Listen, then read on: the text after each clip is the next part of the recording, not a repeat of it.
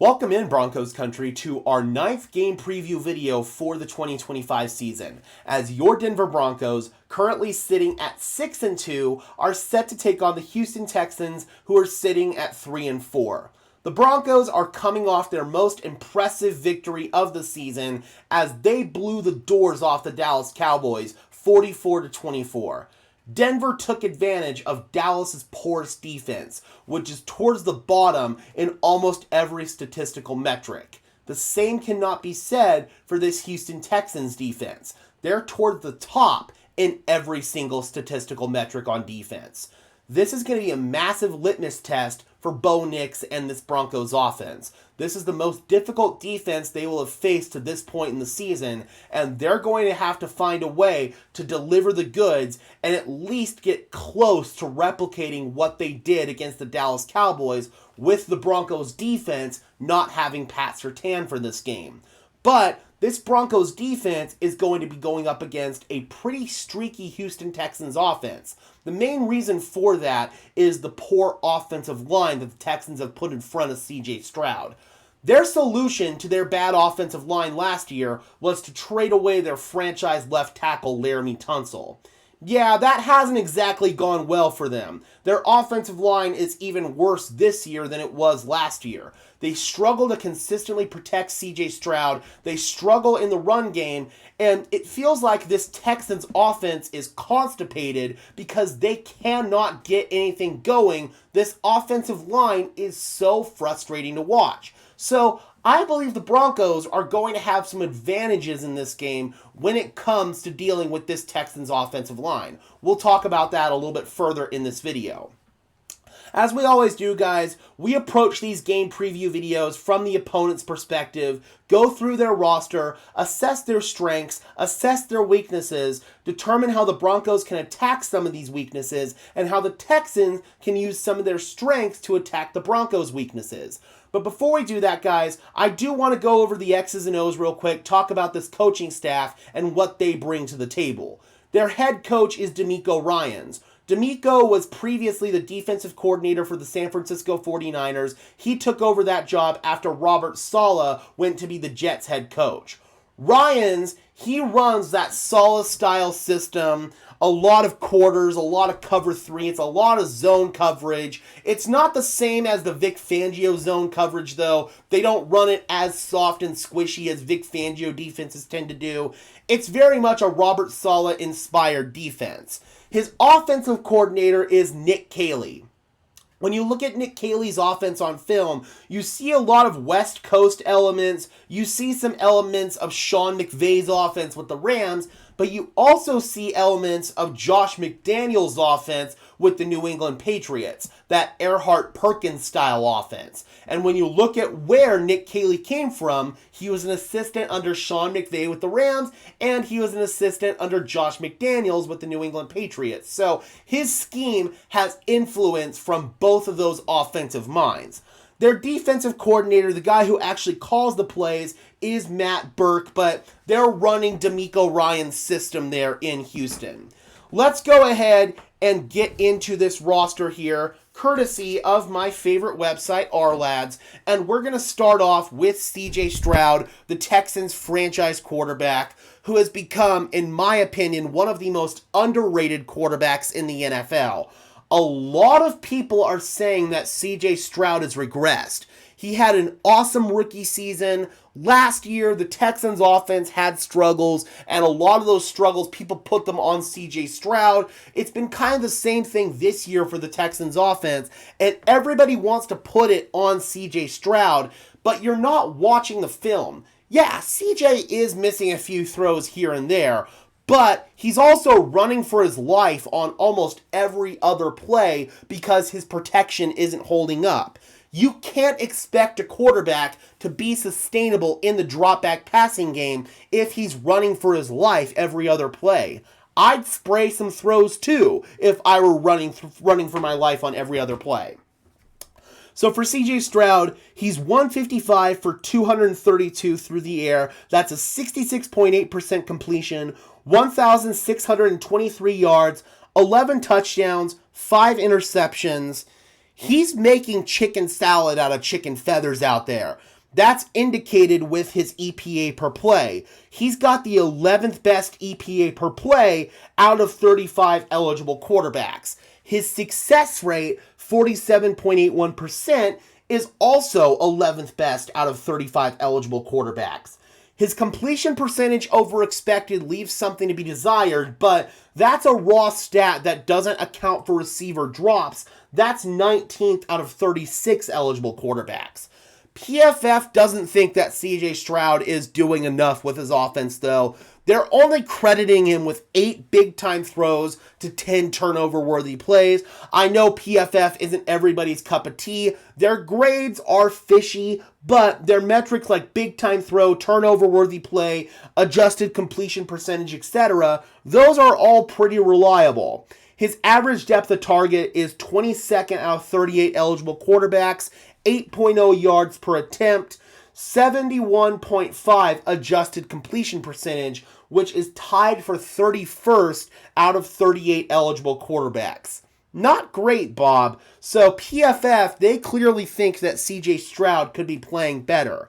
He's got 27 carries for 177 yards rushing and no touchdowns. His PFF pass grade is 61.9, which is 32nd out of 38 quarterbacks. So, again, PFF, they do not like CJ Stroud. Watching him on film these past couple of weeks, he's done the best that he could, especially in that Seattle game, man, on Monday night. He was running for his life. He made plays, but he was also running for his life. Against San Francisco last week, the offensive line did a lot better at protecting, but San Francisco's pass rush without Nick Bosa isn't really anything to write home about, so they were going up against an opponent that they matched up well against. I don't know if the same can be said against the Denver Broncos, who lead the league in sacks right now. When CJ Stroud is kept clean, he's 120 for 165, 1,303 yards, 9 touchdowns, 2 interceptions, 7 big-time throws, and 4 turnover-worthy plays. But when he's under pressure, he regresses significantly. 35 of 67 for just 320 yards, 2 touchdowns, 3 interceptions, just 1 big-time throw, and 6 turnover-worthy plays. It's pretty clear also that the best way to get pressure on CJ Stroud and affect this Texans offensive line is to blitz. When Stroud is not blitzed, he's 101 for 156, 1,088 yards, 9 touchdowns, 3 interceptions, 6 big-time throws, and 3 turnover-worthy plays, right?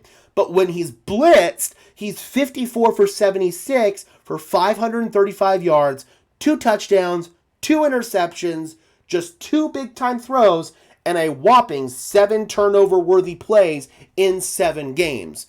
Pretty much every single game, CJ Stroud has been good for a turnover-worthy play when he has been under pressure and when he's been blitzed. That is the best way to affect CJ Stroud and this offense. And if the Broncos want to have their best chance of winning this game, that's what they're going to have to do, especially without Pat Surtain.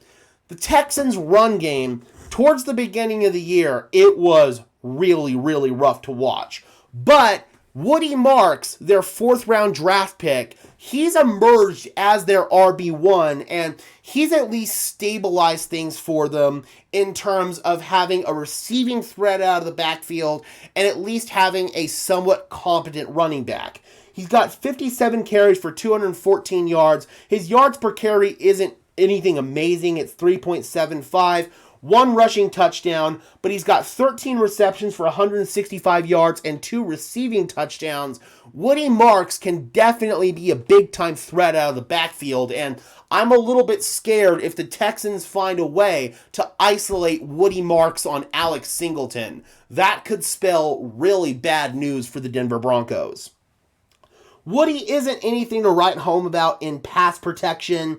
He is the 31st graded pass protecting running back out of 56 eligible players. They've also got Nick Chubb there, who's signed as a free agent from the Cleveland Browns. He was initially brought in to be their RB2 behind Joe Mixon, but Mixon has been out for this season with a foot injury. So Chubb, at the beginning of the year, he had to step in as RB1, and you can tell the burst, the explosiveness, the athleticism just isn't the same for Nick Chubb after having 2 devastating knee injuries, one in college and one in the NFL. Same knee he destroyed twice. It was terrible. So for Nick Chubb, he's got 80 carries for 321 yards this year, 4.01 yards per carry and 2 touchdowns, 10 receptions for 54 yards and no touchdowns. He's the 49th graded pass blocking running back out of 56 eligible backs. At this point in time, Chubb has been relegated as the RB2 for the Houston Texans. He's seeing very sparing work at this point in time. So, yeah, man, it sucks to see Nick Chubb go out like this. I wish him nothing but the best, and I wish things would have gone a lot better for him in terms of avoiding the injury bug. Had a hell of an NFL career, though, before that injury finally got him there in Pittsburgh when he was playing for the Cleveland Browns. The injury happened physically in Pittsburgh. So, Dare Ogunbowale, 3 carries for 18 yards. He's kind of their third down back who's been seeing more work over these past couple of weeks. 3 receptions for 25 yards.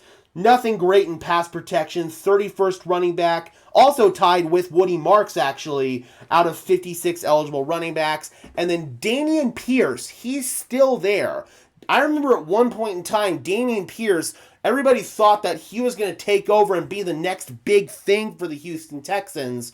Unfortunately, it never worked out that way. Had some injuries, just never really developed like we thought he was going to. He's got 10 carries for 26 yards this year, no receiving yards, and a 7.1 pass blocking grade, which is 112 out of 115 total running backs who've seen at least one pass protection rep this year. So, yeah, man, I have no clue why Dameon Pierce is still here. I feel like he could start on some other team, but regardless, he's the RB4, and I don't even know if he's going to see playing time in this game with the emergence of Dare Ogunbowale and Woody Marks. They've also got British Brooks there. He gets some work in at fullback. He got a couple of plays last week, so keep an eye on some packages for British Brooks. As far as the tight ends are concerned, Dalton Schultz is their starting inline tight end. He's been really solid for them this year. 32 receptions for 308 yards. Hasn't caught his first touchdown yet. He was a little bit questionable coming into this game with an injury, but indications are that Dalton Schultz is going to play. He's got 213 inline snaps, 87 slot snaps, and 17 snaps out wide. Pretty solid blocking as well. A 65.6 pass blocking grade, 22nd out of 68 eligible tight ends, and a 69.9 nice run blocking grade, which is 10th best out of 89 eligible tight ends. Their backup tight end and the only other tight end they have on the active roster is Harrison Bryant. He's got just 1 catch for 5 yards this year, 85 inline snaps and 15 slot snaps. Pass blocking, not great. He's the 66th graded player out of 68 eligible tight ends. But in run blocking, he's solid. He's tied for 16th best out of 89 eligible tight ends. So Harrison Bryant and Dalton Schultz are both decent blockers and decent enough receivers as well. But they haven't really integrated Bryant much into the offense this year. They lost their other tight end, Cade Stover. I believe they had another tight end that went on IR before the season even started. Brevin Jordan, yeah, they did. So this Texans tight end room is not living up to its full potential because of the injuries, but Dalton Schultz and to an extent Harrison Bryant have been able to carry the load. It would not surprise me if the Texans promoted one of their tight ends from the practice squad for this game. They've got a couple of options. Luke Lachey, a guy who I got to scout at the Shrine Bowl, and then Dalton Keene, who's actually a Denver native, potentially going up against his hometown team in this one. So keep an eye on the tight end position. I don't know if they're going to go into this game with just 2 healthy tight ends. I would not do that because if one of them went down, you wouldn't be able to run any multiple tight end sets. You'd be very pigeonholed in what you'd want to do. So I'd keep an eye on either Luke Lachey or Dalton Keene being elevated for this game. Now let's go ahead and talk about their wide receiving core. Nico Collins, of course, is their number one threat in that category. He's got 26 receptions for 339 yards and 3 touchdowns this year.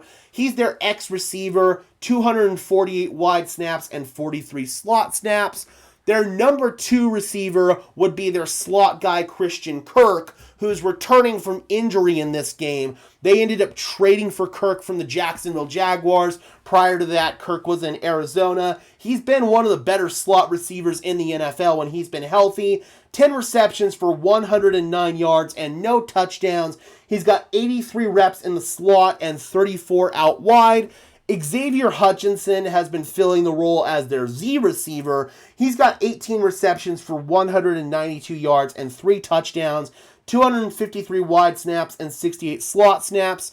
Their 2 rookie receivers, both out of Iowa State, Jalen Noel and Jaden Higgins, they've been getting them involved a lot more. Jalen Noel has seen playing time in place of the injured Christian Kirk, and I imagine they're still going to work him in even though Kirk is back. Noel has 14 receptions for 162 yards and 2 touchdowns, has had some explosive plays on tape these last couple of weeks.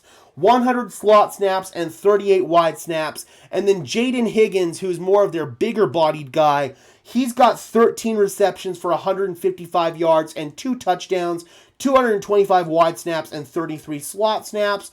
They've also got Braxton Berrios on the roster, who's more of a return man and a gadget guy for them. 6 receptions for 37 yards, 40 snaps in the slot and 18 out wide. This Texans receiving core, if you can shut down Nico Collins and Christian Kirk, these young guys can definitely step up too. So you're going to have to find a way to take care of pretty much everybody here in this Texans receiving core. It's going to be a big time challenge for this Broncos secondary. Now let's move into easily the weakest spot on this Texans team, and that is their offensive line. This offensive line is not good. They're not good at all. And their struggles really come on the back of the left tackle position. And again, I said this earlier, they had a franchise left tackle on their roster in Laramie Tunsil. Yes, Tunsil would occasionally get some penalties, but you did not have to worry about any pressure coming from that blind side. He was not going to allow any hits on CJ Stroud. They decided to trade away Tunsil to give younger guys an opportunity to play. They drafted Ariante Ursary in the 2nd round this year, and he's definitely had some rookie growing pains. He's given up 17 pressures, 4 sacks, and 10 hurries in 7 games. He's got a 61.2 PFF pass blocking grade, which is 52nd out of 78 eligible tackles, and he's really had issues in the run game. 43.9 run block grade, which is 83rd out of 84 eligible tackles. And again, PFF grades, do what you want with them, but when your PFF grade is really high or really low, that's a pretty good indication on how you're playing. So when you're the second to last graded tackle in the run game, that's certainly a cause for concern.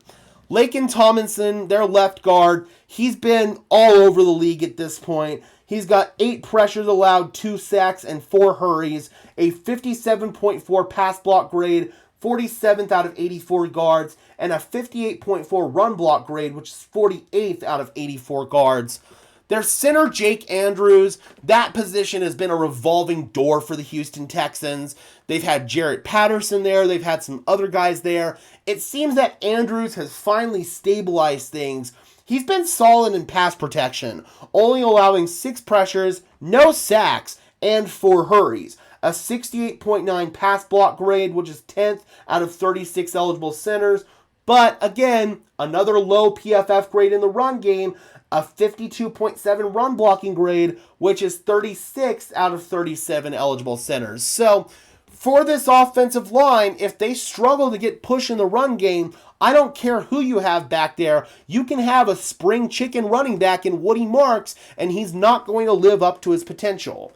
Right guard, they've got Ed Ingram, who they traded for from Minnesota this past season.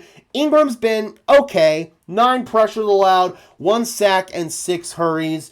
a 61.5 pass blocking grade, which is tied for 37th out of 84 eligible guards, and a 78.2 run block grade, which is 6th out of 84 eligible guards. So he's been their best run blocker to this point in time, but Ingram still has issues giving up pressure and getting CJ Stroud out of the pocket. CJ Stroud has been running for his life way too often. Titus Howard, their longest tenured offensive lineman, one of the longest tenured players left on this team. He was drafted in the first round all the way back in 2019. 9 pressures allowed, no sacks, and 9 hurries. 14th best pass blocking tackle and 69th best run blocking tackle. So Titus Howard has easily been their best offensive lineman this year, but that's not a whole lot to say. This unit is a big-time collective issue that surrenders a lot of pressure. They don't pick up stunts. They give up a lot of free rushers, and CJ Stroud has to contend with that literally on every other snap. I wouldn't feel good about this matchup if I were a Texans fan going up against the Broncos pass rush with Jonathan Cooper, Nick Bonito, Dondre Tillman, Jonah Ellis, Zach Allen, John Franklin Myers, DJ Jones, Malcolm Roach. Even our linebackers could get in on this. Our DBs like Jahdae Barron and Jaquan McMillan. CJ Stroud is going to be running for his life a ton in this game. I'm very confident in saying that, and that is one of the biggest advantages that the Denver Broncos are going to have in this game. Now let's go ahead and talk about this Texans defense, which is really damn good, man. We'll talk about some of the X's and O's and the advanced stats, and then we'll get into the player personnel. As far as what they like to call coverage-wise, they live and die by zone coverage. Their most common call is cover 3, which they call 30% of the time, and their second most common call is cover 4, which they call 27% of the time. They don't call man coverage a lot. They only call cover 1 16% of the time, cover 0 1% of the time, and they don't call any cover 2 man whatsoever. They call quarter, half, which is a hybrid of cover 4 and cover 2, 12% of the time, and then they call cover 2 straight up 10% of the time. So we're going to be contending with a lot of cover 3 and a lot of cover 4 in this one.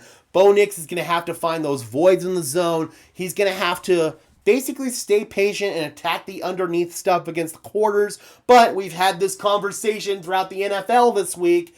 Yes, unlike what that one idiot coach on Twitter says, you can beat quarters over the top. That is a very strong way to beat quarters. So Mills concepts, deep posts versus quarters, all of that stuff. I would not be surprised if the Broncos tried to attack that. They know that Marvin Mims not going to play in this one, but they know that Troy Franklin can be a guy who can be a speed threat, attacking those deep posts versus quarters. So that's something that I would expect to see in this game. Like I talked about earlier, this Texans defense is towards the top of the NFL in almost every statistical metric, especially in pass defense. They're first in EPA per play allowed in general on defense. They're third in success rate allowed. They're first in EPA per pass allowed, but they do have a weakness in the run game. They're 18th in EPA per rush allowed. So if the Broncos want to keep up with this Texans team, they're going to have to run the football. They've given up 1,375 passing yards, which is third in the NFL, a 58.06 completion percentage allowed, second best, just 6 passing touchdowns in 7 games, which is best in the league. 619 rushing yards allowed, which is 5th. So even though they've got a relatively decent or relatively low EPA per rush allowed, they've still got the 5th best in terms of rushing yards allowed, and then 7 rushing touchdowns allowed for this Houston Texans team. Their 2 edge rushers are what makes this defense go. Will Anderson and Danielle Hunter. Anderson on the season has a whopping 42 pressures and 5 sacks. Hunter has 29 pressures and 4 sacks. It's just like Jonathan Cooper and Nick Bonito. Both of these edge rushers can cause significant problems. But they've also got some solid backups as well. Derek Barnett, who's won a Super Bowl with the Philadelphia Eagles.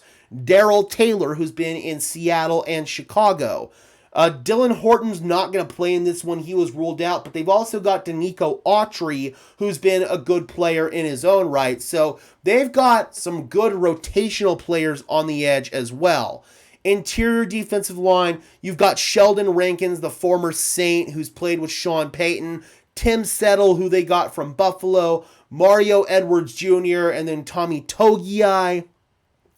Linebackers, you've got EJ Speed and Azeez Al-Shaair as your two starters. Al-Shaair is the guy who is your defensive captain, main leader on that side of the ball. I believe he's their green dot, so Al-Shaair is the guy that you're going to want to keep an eye on out of these linebackers. But EJ Speed has also been a really good player dating back to his time with the Indianapolis Colts.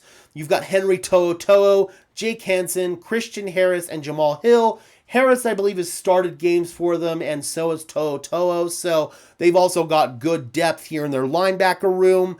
Their cornerback room is also one of the best in football. You've got Derek Stingley Jr., who is a lockdown corner. He's going to completely take away one side of the field. Kamari Lassiter on the other side is also a really good player, and they utilize him in the run defense. They send him on blitzes as well, and they've got Jalen Petrie, who they do some of that same stuff with. He's one of the better nickel guys in the NFL. Their safeties, they've got Kalen Bullock and MJ Stewart. Jalen Reed is one of their backups. And I did want to shout out Tremon Smith, the former Broncos special teams ace. I would love to have Tremon Smith back in Denver right now, given how Denver's special teams has played. But I digress. As far as sack leaders for this team, we already talked about Will Anderson having 5 and Danielle Hunter having 4. Foley Fatukasi has 1.5. Sheldon Rankins has 1. Danico Autry has 1. And Henry To'oTo'o has 1. Pressure leaders, Anderson with 42. Danielle Hunter with 29. Rankins with 16. Tim Settle with 8. Mario Edwards with 7. And Tommy Togiai with 7. Their run stop leaders, we already talked about Kamari Lassiter being a threat in that area. He's got 10 run stops. Henry To'oTo'o has 8. Tommy Togiai has 7, Azeez Al-Shaair has 7, and Tim Settle has 7. As far as their DBs with their coverage grades, we already know collectively that these DBs can be a shutdown unit. Jalen Petrie has a 79.4 coverage grade. Lassiter is 73.8. Stingley's is surprisingly low. PFF, for some reason, does not like Derek Stingley, even though he's pretty shut down on tape. A 55.3 grade. MJ Stewart has a 47.1, and Kalen Bullock has a 42.3. So these safeties are a potential weak spot here in coverage that the Denver Broncos could look to attack.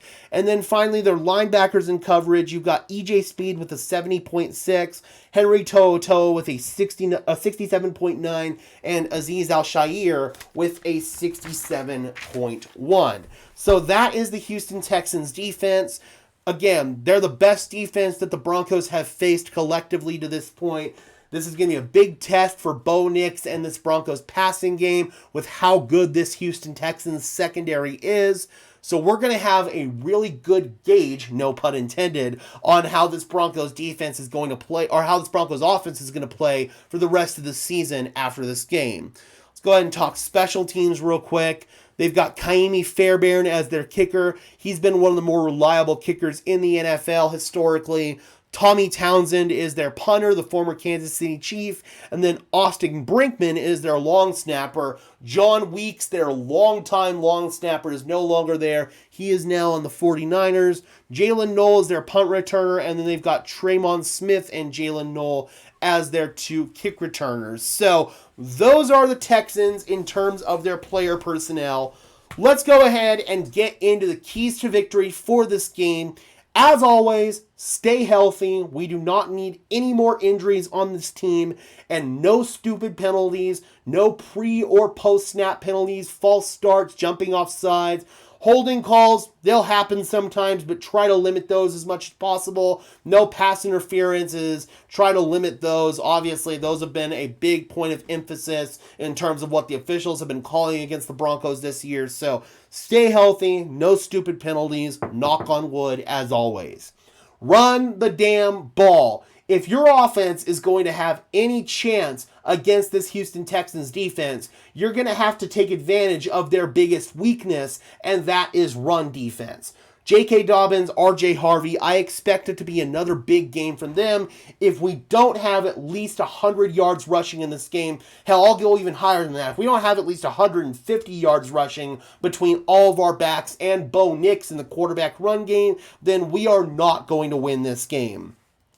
Stay patient in the passing game. Take what the defense gives you. It's going to be a lot of zone coverage. It's going to be a dogfight, so be patient. Don't try to force anything if you're Bo Nix. Just find the voids, find the dead spots in those zones, and try to attack them. Stay ahead of the chains at all times. That's going to be predicated on the run game and the pass game, but also not having any penalties or sacks. Positive plays on first and second down. That way you can stay in third down and manageable. These past several games, Denver has done a good job of staying in third down and manageable. In their most recent loss against the Chargers, their average third down was 3rd and 11. You cannot live in third down and long and expect to win the game. So stay ahead of the chains. Establish play action if Houston sells out to stop the run. They probably know that Denver wants to run the football in this one, so if Houston starts loading the box and playing tight to the line to take away the run game, that's when we can take advantage of some of these play action shots, especially against single high cover 3. Like I said, find the voids in the zone. Don't get too greedy if you're Bo. It's going to be a dogfight. You're going to have to stay patient. And sometimes throwing the ball away and living to fight another down, or even taking a sack occasionally and living to fight another down, is not a bad thing. Just don't put the ball in harm's way. I know that Broncos country has their problems with the screen game, but with the Houston Texans having such a strong pass rush, I believe that the Broncos might emphasize the screens a little bit more in this game because they do work against teams with heavy pass rushes. So I understand that Broncos country may not like it, but I would expect some screens in this game. Double or even triple team Will Anderson if you have to. I would much rather take my chances one-on-one with Danielle Hunter. Either way, it's going to be a problem, but make sure that you don't leave one of our tackles isolated one-on-one with Will Anderson. That could be trouble. Get pressure on C.J. Stroud early in the down. If the pressure doesn't come until late in the down, CJ's going to find a way to escape the pressure, either get the throw off or make something happen with his legs. So it's going to be important that you've got pressure on CJ immediately. Early in the down, breathe down his neck, get sacks, and force him to make some of those bad throws. CJ is good for at least one turnover-worthy play a game when he's under pressure and when he's blitzed. We talked about that earlier, so emphasize that and force some of these mistakes to come from CJ Stroud and get him on the ground. I think that you're going to put Riley Moss on Higgins and Hutchinson, your two other outside receivers. Then you're going to put Jaquan McMillan and Jahdae Barron on Christian Kirk in the slot. As far as the other side with Chris Abrams-Drain, bracket Nico Collins with Drain possibly and a safety, or if Drain's not holding up because of his small size against a bigger-bodied receiver in Nico Collins, you might want to consider putting Jahdae Barron out there, or you could possibly think about putting Jaquan McMillan out there, but he's also, again, not the biggest dude in the world, so you're going to have some sort of game plan that, in my opinion, involves bracketing Nico Collins. We'll see which player they want to do that with. With Barron, they want to probably keep him on Dalton Schultz, just like what happened last week in the Cowboys game where he took away Jake Ferguson. If you take away these wide receivers, then Dalton Schultz can be a problem in the passing game. That's where you're going to want Jahdae Barron to come in and try to take him away. I also could see Dre Greenlaw doing some of that, but you want to keep Greenlaw in to try to take away the threat of Woody Marks in the receiving game. You do not want to run the risk of having Alex Singleton on Woody Marks. And we talked about that as well. You've got to keep limiting Alex Singleton in coverage. They've done a good job of that these past few weeks. We haven't seen any egregious coverage busts from Alex Singleton since that Saquon Barkley play in Philadelphia. So I think if Denver continues to do that and they limit him against Woody Marks in particular, that's going to bode well for the Denver Broncos. I'm warning you right now, Broncos country, this is going to be an ugly game. This one is not going to be pretty. Both of these defenses are playing at such a high level, and both of these offenses have had spurts of inconsistency. So I think this is going to be a defensive game. It's going to be all about which team gets sacks and which team gets turnovers. Which defense do I trust to do that? Given the fact that the Broncos defense has a more favorable matchup against this Texans offensive line, I'm going to lead towards them. And I'm also going to say that Bo Nix makes enough plays in the fourth quarter to pull this one out. So I am going to pick the Denver Broncos to win this game in an ugly dogfight, 18-16. But I could see this going the other way as well. If the Houston Texans are the team that gets sacks and turnovers, then they're going to be the team that wins. So it's all about which defense plays better at the end of the day. And even though the Texans have been towards the top of the NFL, right there with them has been the Denver Broncos. And I think Denver has a more favorable matchup going into this game. So that is why I'm going to pick the Denver Broncos to win this game. All right, Broncos country, let me know in the comment section below, how do you think this game is going to go? Do you think that the Denver Broncos are going to have enough firepower on defense to shut down this Texans offense? And do you think that this Broncos offense is going to do enough to beat this Texans defense? Drop those comments down below, guys. I would love to hear your thoughts, as always. Be sure to leave a like on this video as well as subscribe and ring the bell so these videos appear in your notification feed. I would really appreciate it, guys. Those are both free and easy ways to show your support. It helps tell YouTube's algorithm to push us out, and it helps us get seen by more and more members of Broncos country just like you and me. Additionally, if you guys want to go above and beyond supporting the channel, please consider becoming a channel member today. I would really appreciate it. It's not mandatory whatsoever, but if you guys want some extra perks and incentives in exchange for helping me out and helping this channel grow, I would really appreciate it. The link is in the description below. All right, guys, and until next time, I'm your host, Gage Madrid, saying peace out.